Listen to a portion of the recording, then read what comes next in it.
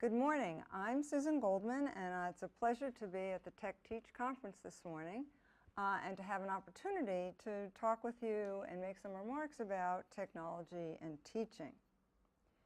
My perspective on this is that the fundamental questions about technology and teaching are not about the technology, nor are they even about the teaching.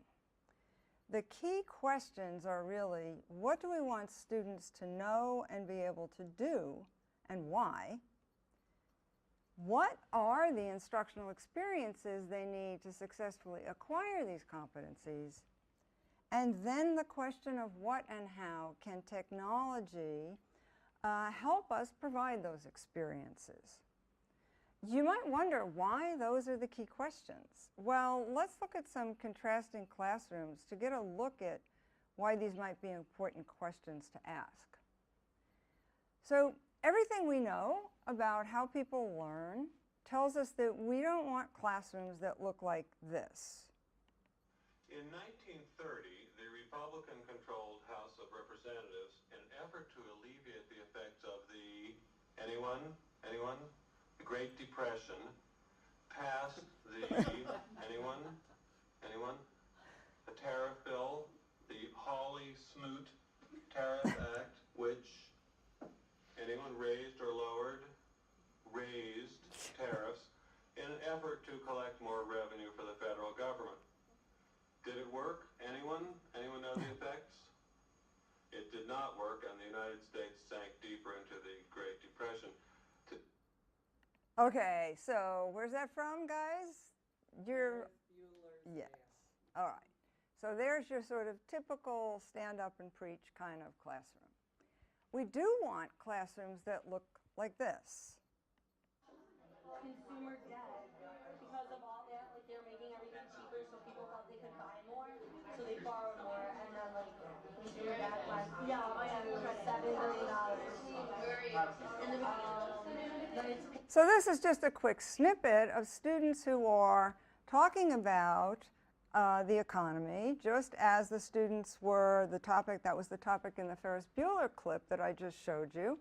But they're doing it in a very different way. They're looking through multiple texts, they're talking with each other, they're trying to make sense out of the information, and they're trying to determine actually whether a particular act would be reactionary or progressive. So they decide ultimately that about a correct relationship between increases in prices and people spending. But that's really not the critical thing here. The critical thing is they are constructing an understanding from resources the teacher has provided, as opposed to doing a kind of oral fill in the blank that you saw in the previous clip. So the issue is, how do we get from the typical lecture to this kind of classroom? And how can technology help us?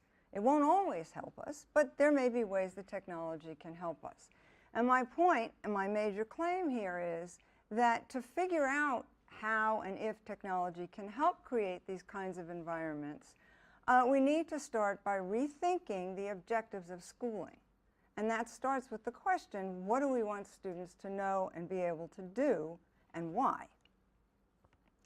Well, if we look at the demands of our society in the 21st century, and you've probably heard a lot about this, a lot of talk about active lifelong learners, people who can problem solve and critically think through issues, who can break into a new area without needing to have someone hold their hand and tell them what's important.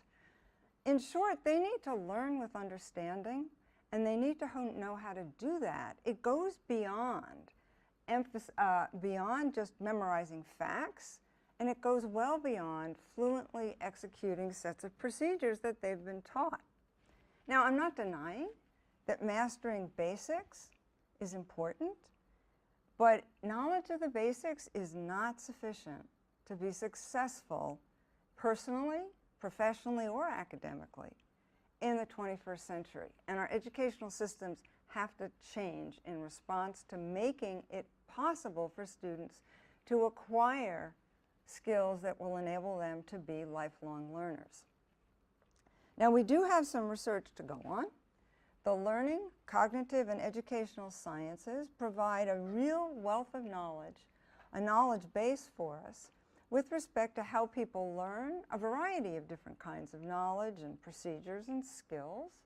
It also tells us some things about circumstances that promote learning these kinds of things. And there are actually various formulations of design principles for creating learning environments that will support the kind of thinking and learning that we need young people and older people actually to be prepared to engage in. So what I want to do at this point is to look at what we do know about how people learn, and then I'm going to give you some examples of ways of implementing with technology some of the circumstances that enable people to learn in these ways. So to start, what we know about how people learn, we actually know about 4 or 5 big things. First, I mentioned that we want learning with understanding. Well, this involves multiple forms of knowledge and skills.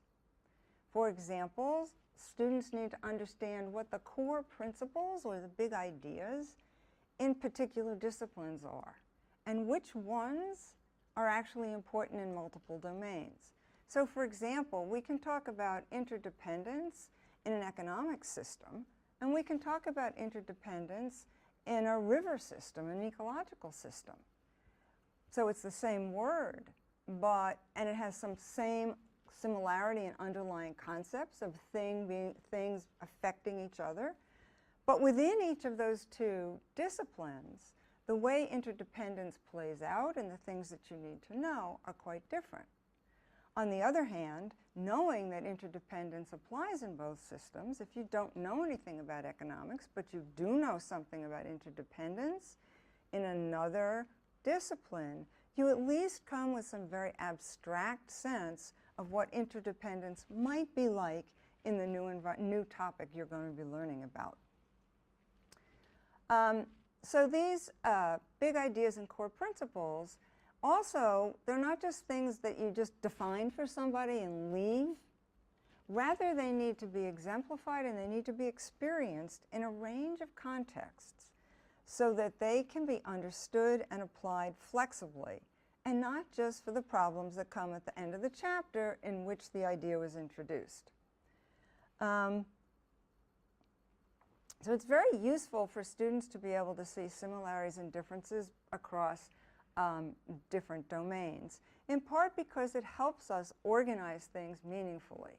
People use terms like schemas and frames and networks of concepts to represent the fact that when you know something for understanding and understand it, it's not just a bunch of isolated bits of information, but things are related in meaningful ways. Learning with understanding also involves understanding how to engage in inquiry, in the inquiry practices of a particular discipline.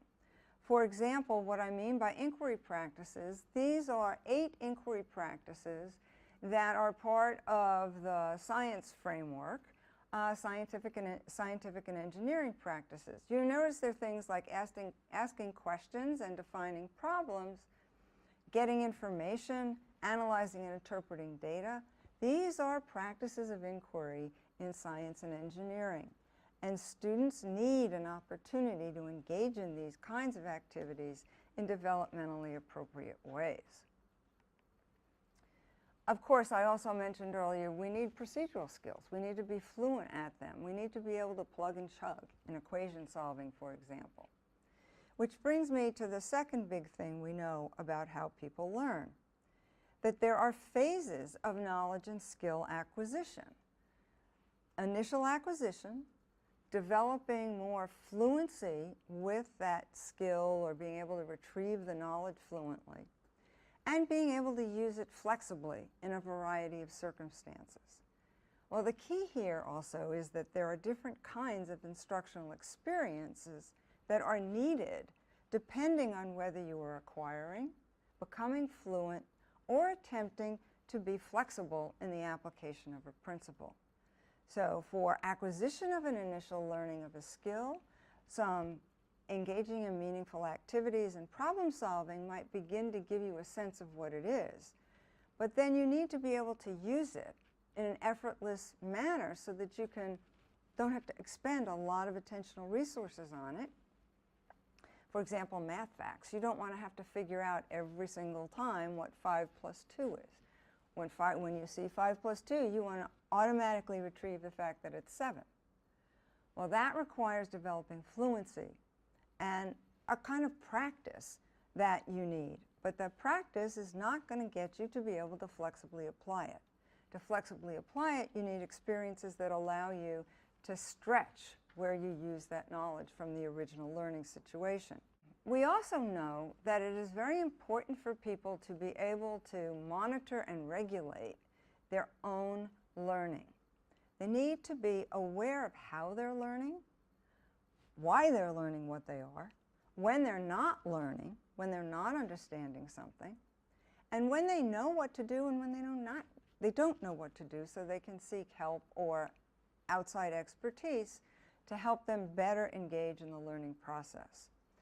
You will hear words like monitoring what you do and don't understand, selecting, evaluating, decision-making during learning and problem solving so that you can set new goals and invoke appropriate strategies depending on where you are in a learning process. We also know that learning is fundamentally a social process. You wouldn't know that from the way we assess learning because it's often just the individual. But we learn by observing both our peers and models who know more than we do. This is a long-standing principle in learning and in development. We also know that engaging in dialogic explanation deepens ideas, this notion of arguing to learn, engaging in conversation with others, where you actually dispute what you believe, and you have to come and support it with evidence that you muster, and not just opinion. I like to contrast argumentation to learn from opinion swapping, where everybody has their own opinion, and that's it. We also know that you learn by teaching others. There's some really interesting work that Gautam Biswas and Dan Schwartz and their colleagues have been doing on a computer simulation called Betty's Brain. And Betty's Brain is really interesting because you are teaching the agent in the computer simulation. Typically, it's the other way around. Agents do the teaching of the student. In this one, Betty has a task, and you tell Betty what she has to know, and you get feedback. Well, those are 4 principles of how people learn, but there are also things we know about critical obstacles to learning. We know that people come to learning situations with prior conceptions of how the world works. These are referred to sometimes as common sense theories or naive conceptions, sometimes misconceptions. Well, these beliefs are highly resistant to change. You need to challenge existing ideas, often with contradictions that would result from holding the naive conceptions. It also helps to provide explanations for why one conception might be preferable to another conception, perhaps because it accounts for more phenomenon. But the problem is a really important one. We talk a lot about activating prior knowledge, but you need to realize that sometimes that prior knowledge can be an obstacle to learning. We also know that students have difficulty mapping among multiple representations, both going from print or traditional text to visuals or vice versa. We also know, for example, in chemistry, that students have a lot of trouble going from what they can see, the macroscopic, to the submicroscopic, to what exists at the molecular level, to formulaic or symbolic levels. That understanding why these 3 things might be equivalent is not something that is transparent to students. It requires a lot of instruction to get there. This example is actually borrowed from some work that I've been doing with Don Wink and that Mike Stieff uses in his connected chemistry curriculum, which I'll come back to in a few minutes. So we also know, again, that seeing the unobservable, visualization, is a really challenging activity for many people. I am one of those people. I'm much more verbal than visual. And so when somebody describes something that I'm supposed to have some image of in my head, for example, three-dimensional geometry figures, there's no way. In fact, until I saw the picture when I was in like 9th grade geometry, I could not do three-dimensional geometry. And the problem was I couldn't go from the words to the appropriate picture. Once I had the picture, I knew what to do, but I couldn't get there. There are also challenges associated with reading to learn disciplinary content. We know from several different research studies that disciplinary reading practices are largely invisible to students. And by this, I don't mean behavioral discipline. I mean reading chemistry to learn, or physics, or math. These reading skills for these disciplines are largely not taught.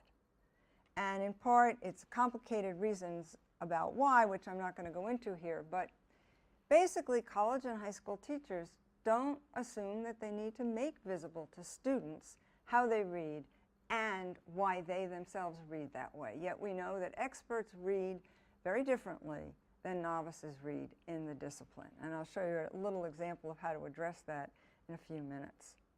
So given what we know about the facilitators as well as the obstacles to learning, we can summarize these in a set of design principles. We want to organize instruction around the solution of meaningful problems. That allows people to apply concepts, to recall facts, and to use procedures that they become fluent at to solve the problems. And it also allows them to see where particular procedures and facts are applicable and where they're not. But we also know that they need a lot of help in doing this. We need to scaffold the learning process, but not forever. We want them to be able to do it independently. So we need a learning process, an instructional process that begins by modeling and making thinking that you want students to do and practices that you want them to do, making that very visible to them in a cognitive apprenticeship format, which basically means that they are modeling what the master, who you get to be the master when you teach, is doing, but not just physically doing, mentally doing. And that requires an explicit emphasis on making people aware of that, making it visible. Students also need to have ongoing assessment and opportunities to practice and get feedback on it, and to reflect on what they're learning, how, and why, because that promotes metacognition and self-regulation. We also need various social arrangements of instruction. We want to promote collaboration. We want to promote distributed expertise and independent learning. Distributed expertise is interesting because what it involves is people cooperating around the solution of a problem. It lays the foundation for teamwork that lots of businesses and companies are expecting people to be able to do. But we never teach it. Not never. Most students never experience coming to the table with a bit of knowledge and information that they're the only ones that know that. That's what we mean by distributed expertise.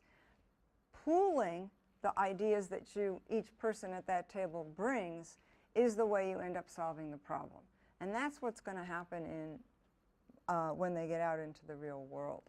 So we need to be able to engage people in that so that they can explore ideas, discuss them, argue about them, etc., to develop deep understanding. Well, my point is that if those are the design principles, technology can help us realize these design principles. Here, this diagram, which you can't really read all that well, just shows an individual, a student at the center, and there are little bubbles around him, all of which can be supported by technologies. For example, there are technology-based knowledge building tools. You can engage in online chats and build learning communities, blogs, etc. But if you just throw these out there, without having a systematic idea of what they're contributing to in the learning environment, it's really not going to produce much. I want to now go to illustrating how some of the technologies that are available could help us break, and I'm going to focus on the lecture course, because for many of us, that's the most problematic. You're sitting there saying, yes, I know I'd like small groups, and I know I like this, and I'd like to provide more feedback, but how do I do it when I've got 200 students sitting in front of me? I'm going to focus on a couple of different things, but one of the things that people have started looking at is how to morph the lecture course from the totally transmitted once kind of situation. I know you've probably heard a lot about MOOCs and flipped classrooms and all of that, blended classrooms. I want to sort of put a little meat on what those things are this morning. So MOOCs first. Massive open online courses. I don't know when the word came into the discourse, but all of a sudden everybody's talking about MOOCs, and about a year ago I was wondering, MOOCs? What's a MOOC? It was a very strange, I don't know where it came from, but it's here. But MOOCs actually only make minimal changes in interactivity with the instructor. You can get some community discussion going through forums and blogs, and that does increase students or people participating in the course talking with one another. But the instructor is still doing a stand-up and lecture kind of presentation of information. You can also bring in visualization support. One of the advantages of MOOCs is that you're putting online the video and PowerPoints or whatever you have in the way of visuals, so that people can go back to them and they're available. Let me show you this is just a screenshot, a screen capture of a MOOC that Echo 360 has up on their website that illustrates a lot of these things. But basically, MOOCs are lectures on the web, usually in shorter snippets than a full class period. And as I said, you can have chat rooms and blogs that increase the interactivity and provide a way to have questions, but the instructor is fundamentally not going to respond to those in real time. One of the advantages, this material remains available for reviewing. Huge numbers of people are signing up for these. Universities are trying to figure out, of course, how to make money off of them. It's not clear how that economic engine is going to work. And it's also not clear how many people finish any course that they start. So you have 45,000 people signed up, but who finishes? Unclear. So a more morphed version of the lecture class is the flipped or blended classroom. And there's like 3 phases of this. There's pre-coming to class activities, there's in-class activities, and then there's follow-up activities. It really requires rethinking. To do it well requires rethinking how and what the chunks of information are that you're going to cover in any given session, in any given lecture or mini lecture, because that's what you end up creating for your course. You have students listen to and watch, make them available on the web so they can be downloaded mobilely on smartphones and tablets, and you can see people, they're not always listening to music when they're writing the CTA. Sometimes they are, but they can also be listening to you and looking at your PowerPoint. But if you do that and don't change what happens in class, 2 things are going to happen. Students are not going to come to class because they've already got your lecture, and you won't take advantage of the fact that you can now do something else in class because the students are prepared with some information. You want to turn the class time into more active, collaborative problem solving that uses the concepts and principles that they just heard on their mobile devices.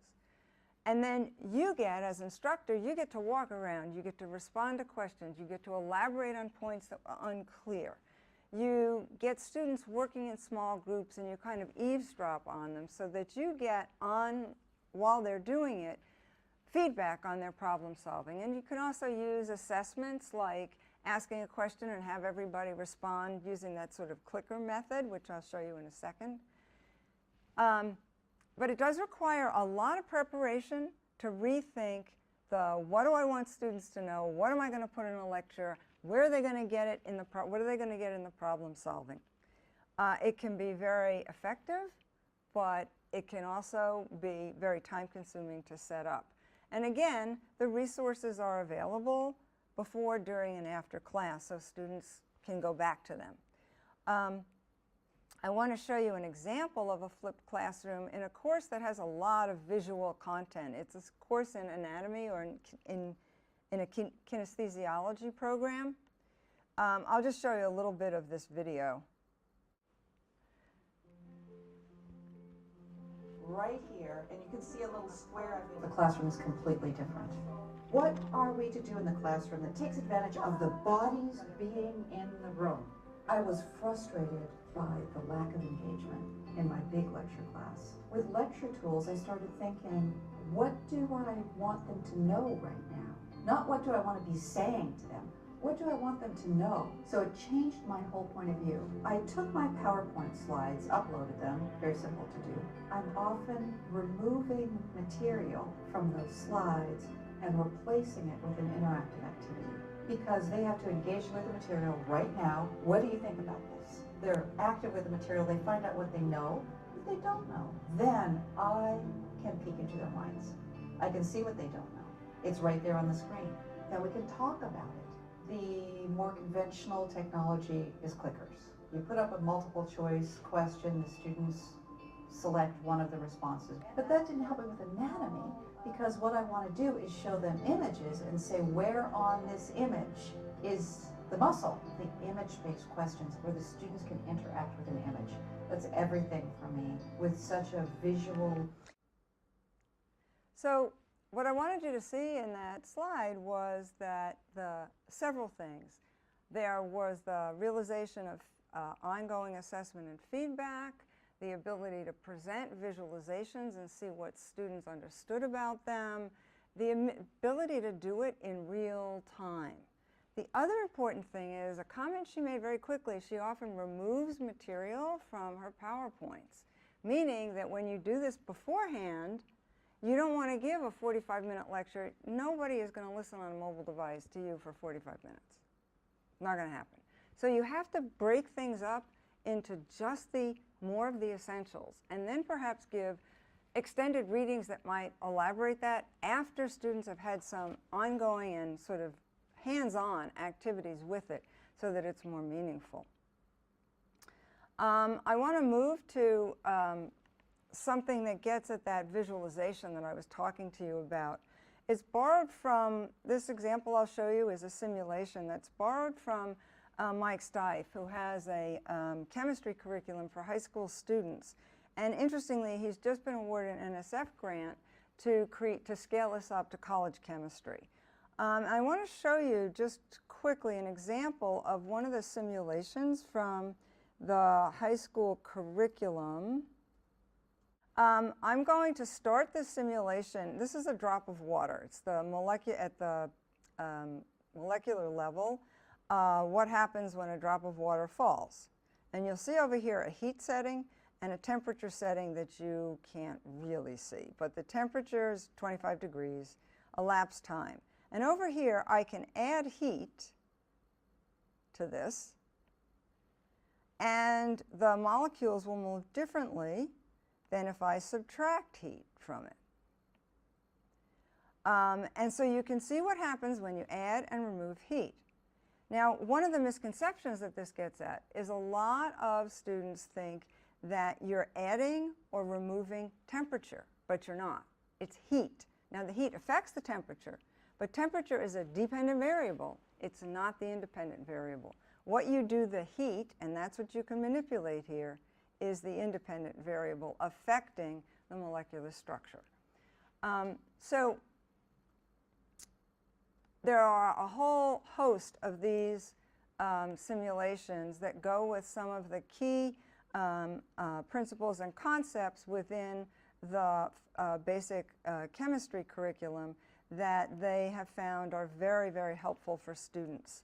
a lot of positive effects on high school students' learning of chemistry. I expect they'll have similar effects in college chemistry. This is an example of the kind of drawings that students might construct afterward. My final example of tools that can facilitate on learning with understanding have to do with reading. When I started doing some research for this talk, I was amazed to find a physics professor actually doing what we are helping elementary and college and high school teachers do right now, which is called making thinking visible in the context of reading.